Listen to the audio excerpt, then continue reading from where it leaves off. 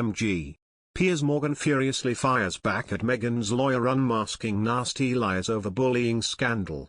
Piers Morgan has called out Meghan Markle on social media this morning, referencing his exit from Good Morning Britain.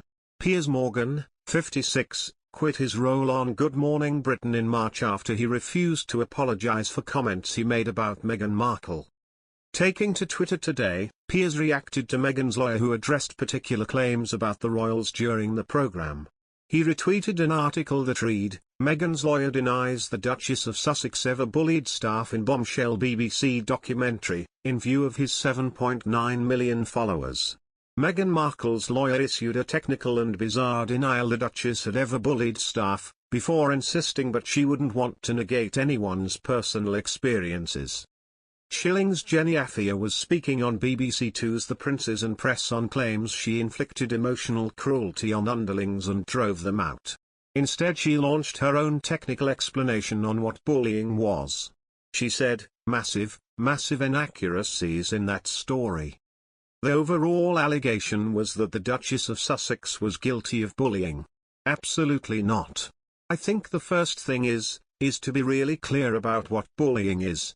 What bullying actually means is improperly using power, repeatedly and deliberately to hurt someone physically or emotionally. The Duchess of Sussex has absolutely denied doing that said she wouldn't want to negate anyone's personal experiences. Asked if she provided evidence proving that was not the case, she admitted, "It's really hard to prove a negative. If you haven't bullied someone, how do you show that you haven't?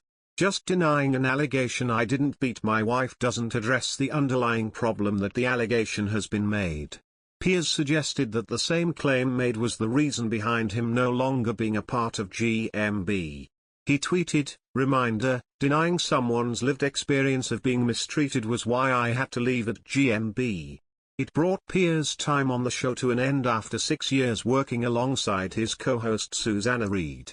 Many people have left comments with strange excuses from Meghan's lawyer. One critic commented, "I am also a lawyer and I ask the question, how does Meghan's lawyer know this? It's so inappropriate for a lawyer to appear in a documentary like this and try to pass off her instructions as facts." One critic said, "What would her lawyer know? Was she there all of the time? Did she live the experiences of Markle's staff? No, of course she didn't. The BBC bias is astonishing." Meanwhile, a royal fan stated, "Anyone who has had experience with a narcissist knows how it works. They treat those they consider beneath them like dirt, but they are very nice to anyone who can help them get what they want. This lawyer has never seen the real Meghan in action. This documentary is a bad joke." It comes a week after the first episode of the controversial documentary sparked a row between the BBC and the royal family. The controversial documentary was also criticized for being very biased against Prince William and Prince Charles, while painting a picture favorable to Harry and Meghan.